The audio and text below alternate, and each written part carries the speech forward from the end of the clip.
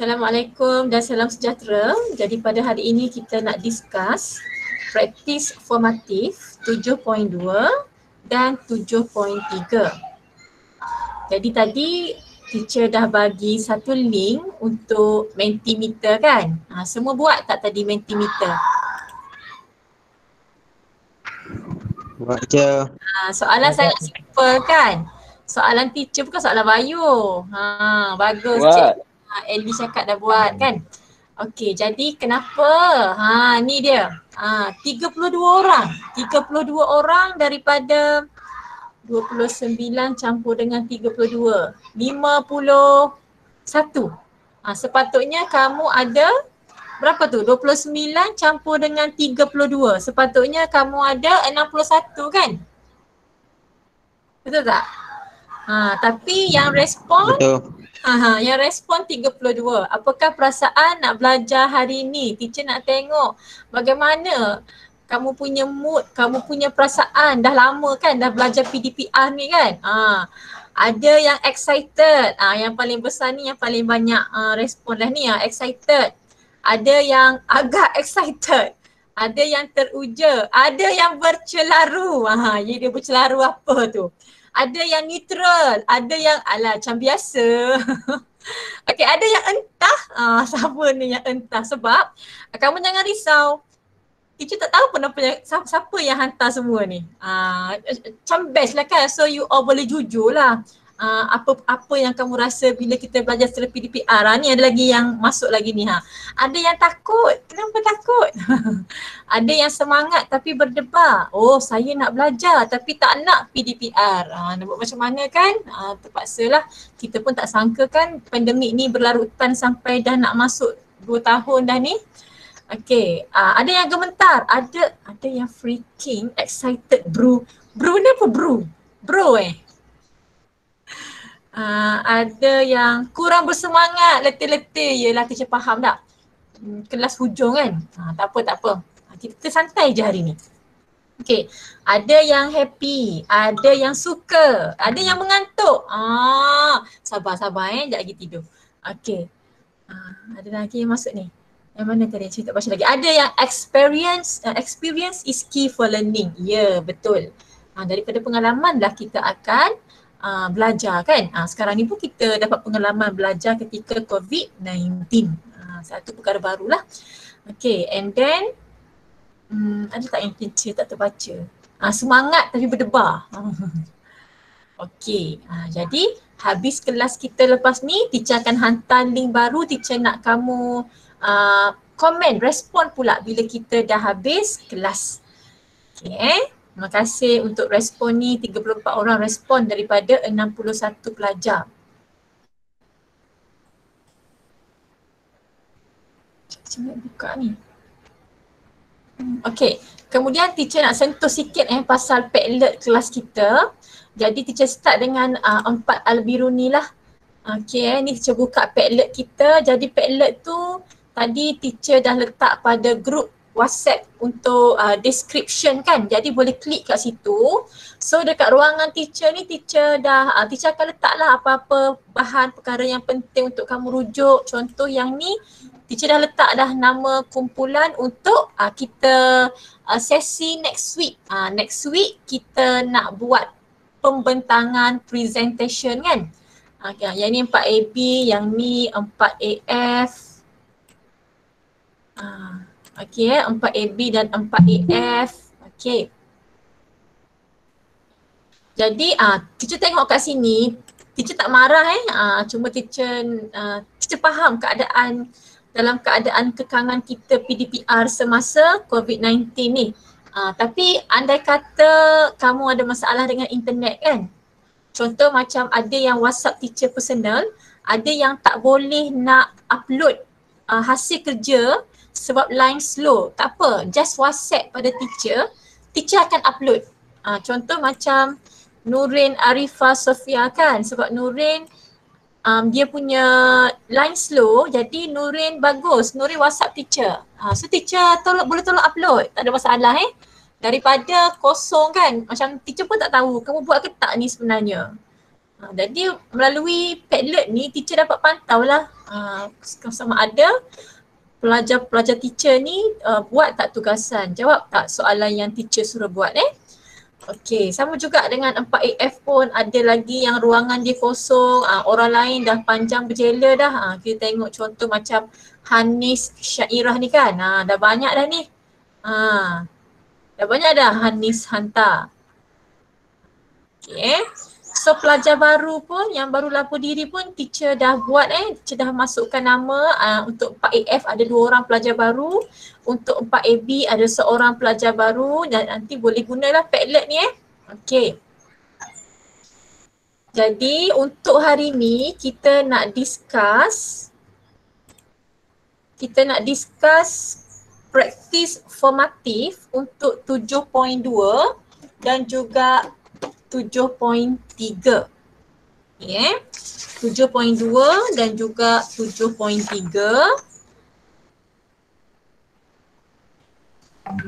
Okay, kejap sebab teacher punya hard disk dia tak baca lagi ni. Okay, teacher ambil contoh. Contoh kelas 4AF. Siapa yang dah buat? Okay, Ahmad Syafiq Daniel dah buat tapi macam mana teacher nak pusingkan benda ni. Ni 7.3. So kita pergi dulu pada 7.2 dulu. Okay, 7.2. Okay, teacher download.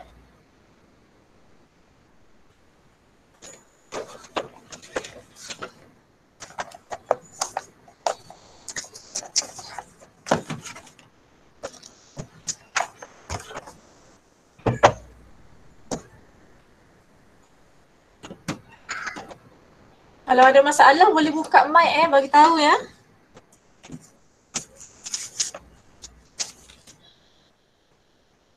Dah download dah. Okey. Dekat sini siapa tadi ni? Syafiq Siapa tadi ni? Kertas apa ni? Saya lupa dah. Siapa ni? Syafiq Daniel. Kertas Syafiq Daniel kan? So kita tengok Syafiq Daniel.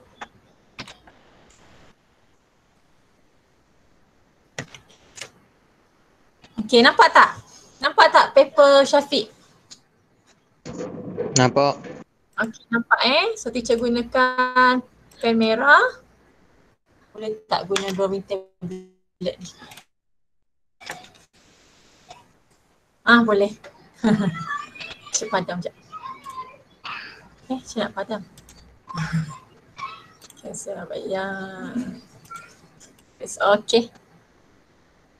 Ini merah tadi dah merah. Yang ni kita nipiskan sikit. Okay, nampak kan? Okay, soalan yang pertama. Boleh rujuklah latihan masing-masing. Nanti dah buka sekolah, hantar buku log yang kamu dah buat semua latihan yang kita belajar sepanjang PDPR ni. Jadi soalan yang pertama 7.2, nyatakan maksud respirasi aerob. Ada orang nak masuk ke?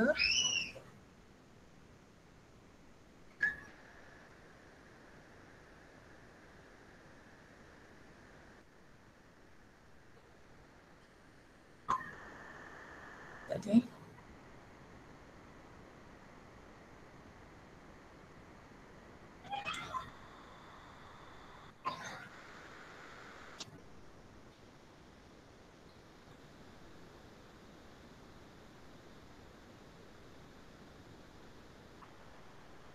Okay. Jadi jawapan ada Syafiq. Okay. Jadi respirasi aerob.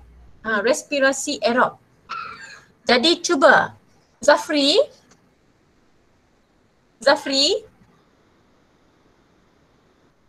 ada? Tak ada tadi Zafri dah WhatsApp dah, dia ada hal lain.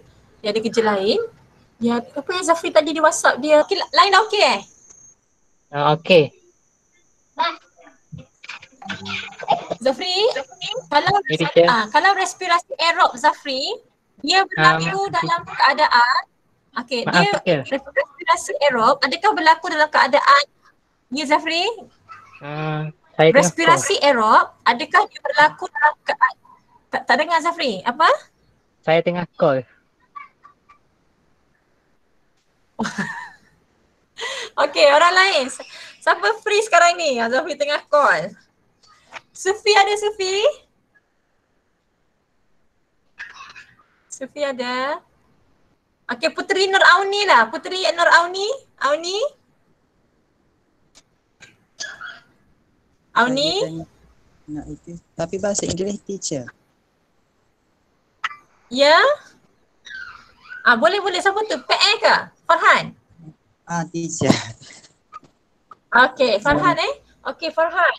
Okay, how about aerobic respiration? Is it happen during the presence of oxygen or not? Yes. Yeah, Okay, aerobic. good. Okay, good Okay, jadi respirasi aerob ni dia berlaku dalam kehadiran oksigen. Jadi nyatakan nanti untuk 7.2 teacher ambil contoh yang bahasa Melayu, 7.3 teacher akan ambil contoh yang bahasa Inggeris Okey, nyatakan maksud respirasi aerob. So respirasi aerob ialah proses penguraian glukosa dalam kehadiran oksigen untuk menghasilkan tenaga kimia. Okay, boleh Okay, so aerobic respiration is the process of glucose oxidation in the presence of oxygen to produce chemical energy. Okay. So betul lah kalau teacher tengok kat sini jawapan Syafiq Daniel ni sama je dengan jawapan daripada buku teks. Syafiq tengok buku teks kan ni? Kalau boleh buatlah sendiri dulu Okay, soalan nombor 2. Cadangkan substrat lain selain daripada glukosa yang boleh digunakan oleh sel untuk respirasi sel. Okey, kejap teacher buka dua-dua lah buku teks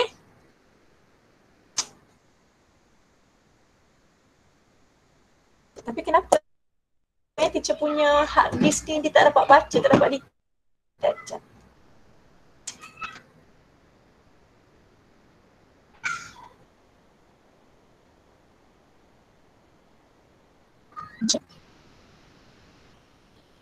Okey, dah keluar dah. Okay, kita buka buku teks untuk bahasa Inggeris. Okey.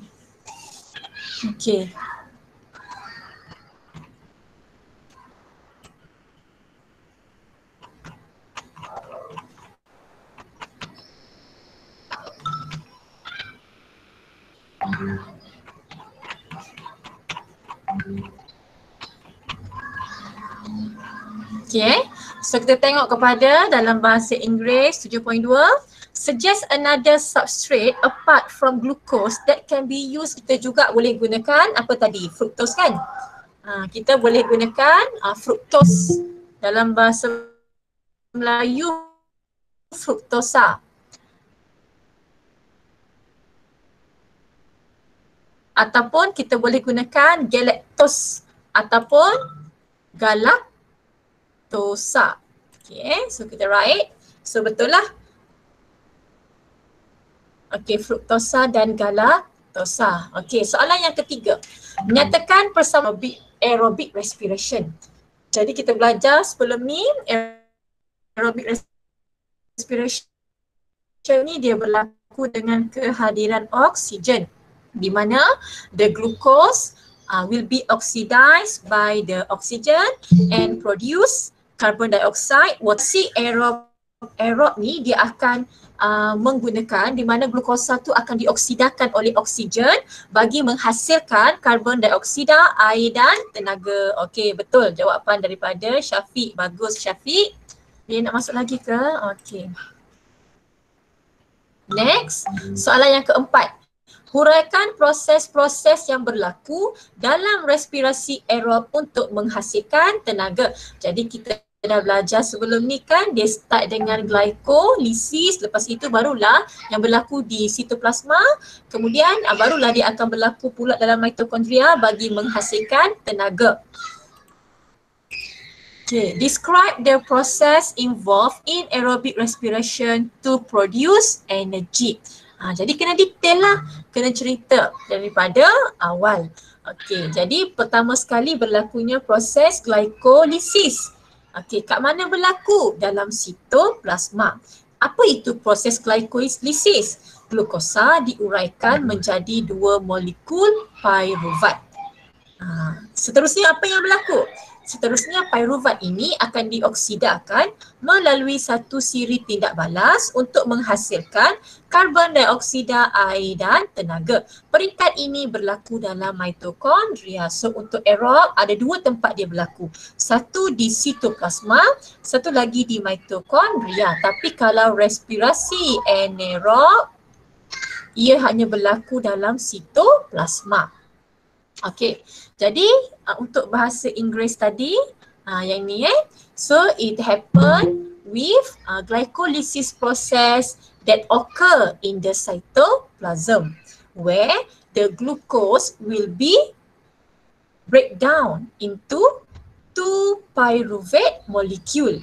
After that, the pyruvate will be oxidized in a series of reaction to produce carbon dioxide, water and energy.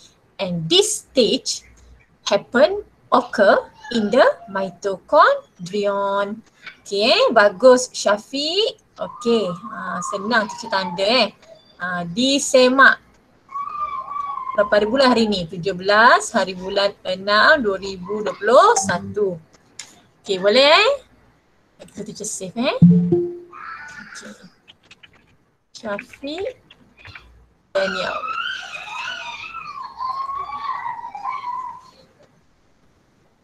Okay, next kita pergi kepada soalan yang kedua.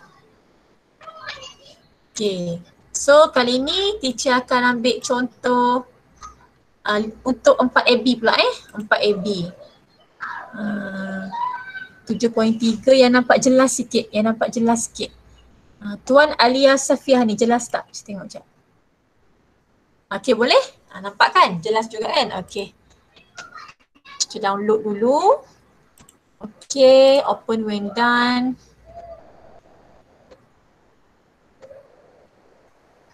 Okay. So kat tepi next week kita start asing so this week dah you all pun kata nak gabung je kan. So next week kita start asing 4AB dengan 4EF di lain waktu yang berbeza lah. 4EF sebelah pagi waktu sekolah, 4AB kita buat sebelah petang. Okay, jadi kat sini soalan yang pertama, state where the process of fermentation usually occurs. Kejap teacher buka yang buku bahasa Melayu pula. Buku bahasa Melayu, okay. Kamu dah ada ke soft copy buku teks ni? Kalau tak ada, boleh minta dengan teacher Buku ada yang buku teks kan? Yang tak ada yang nak tengok buku teks dalam bentuk soft copy senang sikit. Sekejap. Semua ada buku teks kan kat rumah? Ke pelajar yang baru lapli, yang 3 orang ni, ada kan buku teks? Bawa balik kan? Saya tak balik. Tahu tak apa. Kalau tu nanti minta dengan teacher hantar nanti. Tapi nak hantar tu teacher akan hantar ikut Telegram lah.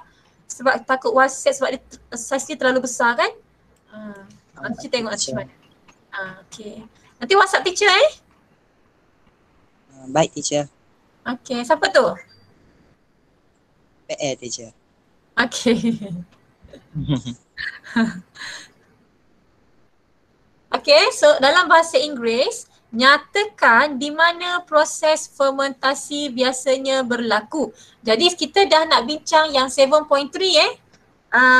praktis formatif 7.3 muka surat 121. Okey, kat mana fermentation ni berlaku? Fermentasi ni adalah untuk respirasi anaerob, iaitu dia berlaku tanpa kehadiran oksigen, dalam keadaan oksigen yang tak mencukupi. Jadi kat mana biasanya dia berlaku? Dalam sel yeast, dalam sel tumbuhan, dalam setengah bakteria, dalam sel otot manusia. Kita dah belajar baru ni kan. Okey, jap. Kita tengok jawapan. Kita tengok dua-dua lah. Kita tengok jawapan ni juga. Ke sama juga dengan skema ni. Ni terus tengok skema teacher rasa ni kan. Sama je ni. Lain. Pandai. Lain. Kalau yang ni dia start dengan sel otot manusia. Tapi Alia start dengan yeast. Okay, so Alia tak tengok lah ni kan. Bagus Alia. Okay, so jawapan dia sel otot manusia, setengah bakteria, yeast dan sel tumbuhan. Okay, betul.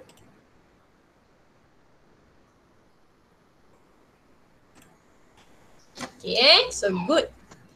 Yeast, plants, some bacteria, human, muscle. So yang kelas 4AF okay kan sebab dalam buku teks ni jawapan ikut bahasa Melayu Okay, next. Give 3 examples of microorganism and food produced by the fermentation process. Apakah 3 contoh mikroorganisma dan makanan yang dihasilkan melalui proses fermentasi? Okey, Alia macam yang Alia bagi ni wine, wine, beer and yogurt ni adalah food. Alia tertinggal yang ni Alia. Patutnya Alia bagi juga nama microorganism tu. Okey, yang ni betul, cuma ada tertinggal untuk microorganism. So apa microorganism tu, organisma tu? Okey, Saccharomyces.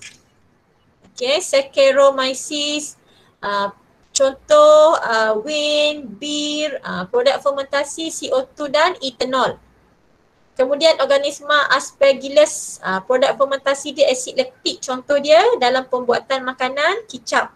Organisma Acetobacter, produk fermentasi dia asid asetik, contoh dalam makanan cuka. Jadi nanti yang bestnya bila PDPR ni you all boleh google dalam handset masing-masing kan. Kalau kat sekolah kan tak boleh bawa handset, so boleh tengok apa ni Saccharomyces, macam ni bentuk dia. Aspergillus, kan? Mana tadi? Ni Aspergillus. Ini bentuk dia. Kemudian Acetobacter, macam ni. So sebenarnya PDPR ni seronok lah. Kita boleh search banyak video, boleh buat banyak Google. Cuma kita kena rajin lah. Kena rajin meng-Google So next week teacher mengharapkan setiap kumpulan ni dia dapat membuat yang terbaik untuk kumpulan dia. Selain daripada kamu boleh guna PowerPoint, kamu juga boleh terus rakam video kamu. So kamu share je masa kita Google Meet next week. Kamu boleh guna macam-macam kan, daripada PowerPoint, transfer kepada video, boleh guna Canva. Kan ada banyak kan cara kita nak buat presentation kan. Terpulanglah, teacher bagi bebas atas kreativiti masing-masing. Okay, next. Soalan yang ketiga. While helping your father to cut the grass at the farm, you come across a snake, ular.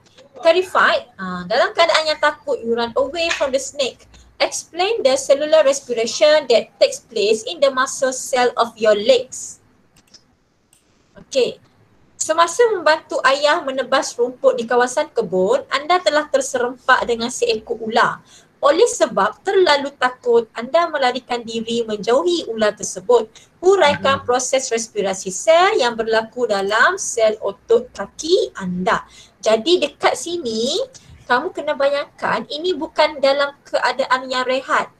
Tapi kamu tengah membuat aktiviti yang cergas. Aktiviti yang perlukan banyak tenaga. Pada satu tahap, oksigen yang disedut, oksigen yang diambil sudah tidak mencukupi. Jadi pada masa ini, sel otot kaki kamu akan berrespirasi secara anaerob, melakukan fermentasi asid laktik. Okay, so our muscle cell will undergo fermentation.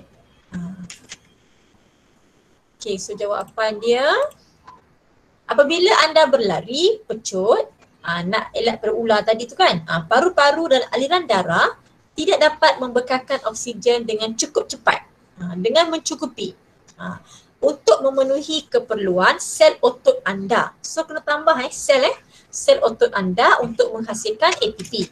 Dalam keadaan ini, sel-sel otot menjalankan proses fermentasi, iaitu proses menghasilkan ATP tanpa menggunakan oksigen. Dan fermentasi dalam sel otot menghasilkan asid laktik dan sedikit tenaga. Kenapa sedikit je tenaga? Kerana sebahagian besar tenaga masih lagi terikat dalam asid laktik. So kita tengok jawapan Tuan Alia. During running, the rate of oxygen use exceed the oxygen supplied by the blood circulatory system. Okay, good. Kena tambah lagi. So this will cause the oxygen supply is not efficient. Is not sufficient. Tidak mencukupi. Kena tambah lagi kat sini kena tambah lagi ni Alia. In this case, the muscle cell undergo fermentation. ATP is produced without oxygen. Okay, good. Lactic acid were produced in muscle cell. Very good. Okay, bagus. Okay. Jadi, next. Kat sini sebab tak ada pembahagian markah kan. Tapi kita boleh buat ni. Sini satu markah, sini satu markah, sini satu, sini satu. So ini pun boleh tanya untuk soalan esei 4 markah boleh. Soalan esei 5 markah boleh kan? Ataupun soalan struktur 2 atau 3 markah pun boleh. Kita cuba je lah 4 kat sini Okay. Next, last kali untuk hari ni, state the differences between aerobic respiration and fermentation. Okay, bahasa Inggeris dia, bahasa Melayu dia, nyatakan perbezaan antara proses respirasi aerob dengan fermentasi. Okay, sebelum kita bincang, teacher nak beberapa orang lah bagi tahu teacher. Ambil lah seorang satu, teacher sebut nama Teacher sebut nama. Kalau tak ada orang nak menjawab, takut-takut kan? Kan ada volunteer nak jawab. Apa beza antara respirasi aerob dengan fermentasi? Tadi teacher baru cakap tadi, tempat dia berlaku. Saya try teacher. Okey, siapa tu? Ellie. Okey, Ellie. Ya. Sekejap. Lepas tu je, Lee. Respirasi aerobik berlaku di cytoplasma dengan mitokondria. Very good. Fermentasi di cytoplasma. Okay, very good. Bagus, Ellie. Very good. Okay. Very good. Bagus, Ellie. Okay, yang kedua. Perbezaan yang kedua. Siapa nak cuba?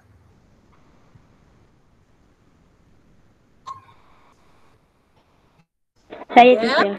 Okay, siapa tu? Alia. Saya nak cuba. Sekejap, Alia dia. Lepas ni baru Haris Okay, Alia.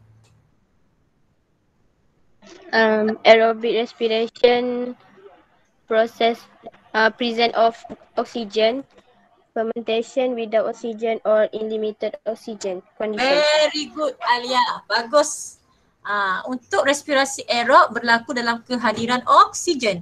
Manakala respirasi anaerob, fermentasi berlaku dalam keadaan kekurangan oksigen ataupun tiada oksigen.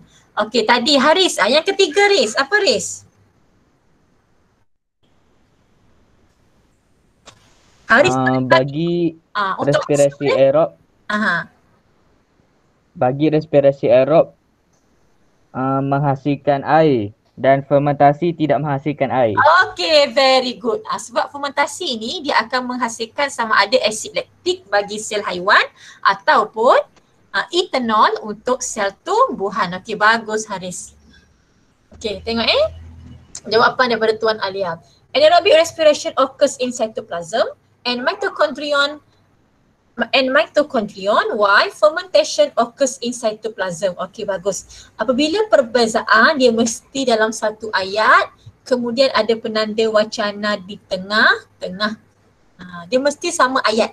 Tak boleh kamu nak cerita pasal aerobic respiration dulu, lepas tu baru nak cerita pasal fermentation. Tak boleh Okey, ataupun kalau kamu nak buat dalam bentuk jadual pun tak apa. Dalam bentuk jadual, okey, atas ni tulislah aerobic respiration, fermentation. Okey, isi pertama apa tadi? Aerobic respiration occurs in cytoplasm and mitochondria. Untuk fermentation pula occurs in cytoplasm. Itu cara dia Okey, yang kedua, aerobic respiration produce water but fermentation does not produce water. Very good. The breakdown process of glucose for aerobic respiration is completed. Yes. In the presence of oxygen, the breakdown of glucose is incomplete without oxygen or limited oxygen condition for fermentation. Okay, very good. Okay, so kita tengok dalam bahasa Melayu.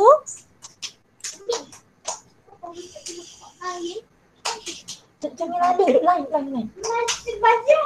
Okay, respirasi aerob melibatkan penguraian bahan organik secara lengkap dengan kehadiran oksigen, manakala proses fermentasi melibatkan proses penguraian bahan organik secara tidak lengkap tanpa kehadiran oksigen atau oksigen terhad. Respirasi aerob berlaku dalam sitoplasma dan mitokondrion, tetapi fermentasi hanya berlaku dalam sitoplasma. Respirasi aerob menghasilkan air manakala proses fermentasi tidak menghasilkan air. Dalam proses respirasi aerob, glukosa dioksidakan secara lengkap kepada karbon dioksida dan air, sementara dalam fermentasi glukosa dioksidakan kepada etanol atau asid laktik. Okey, ada soalan? Ada soalan tak? So kita dah habis kita dah habis discuss dah practice formative 7.2 and 7.3. So my students of 4AB and 4AF, any questions so far? Ada masalah, ada soalan nak tanya? Okay, tak ada. Faham semua Tak ada. Okay, bagus. Teacher, nanti boleh tak? Ya? Balik sebab sekat-sekat tak dengar. Oh, tersekat-sekat tak apa. Nanti teacher upload dalam YouTube. Tengok dekat YouTube balik bagi yang mana yang tersekat-sekat tu. Okay. Jadi sekarang okay, welcome Farhan. Okay, sekarang teacher akan hantar Mentimeter. Jelas. Okay, bagus Haris. Okay, jadi teacher akan hantar Mentimeter yang baru untuk kamu kongsi dengan teacher apa perasaan setelah habis belajar bio. Teacher hantar kejap saya hantar sekarang. Kejap, saya buka Mentimeter kejap. Mana Mentimeter teacher?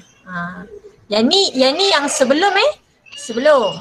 So kita pergi kepada selepas. Apa perasaan lepas kita dah habis belajar? Yang ni memang kita boleh tengok serta-merta.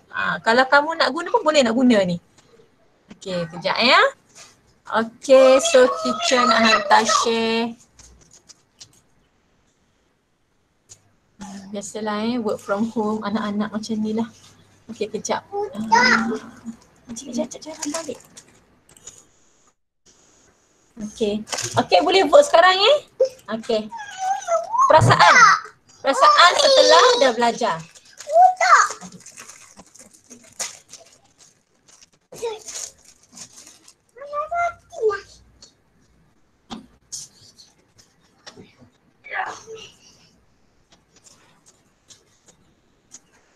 Okey, dapat dah? Cik dah hantar dah, dapat dah? Dapat dah je. Okey, boleh jawab sekarang.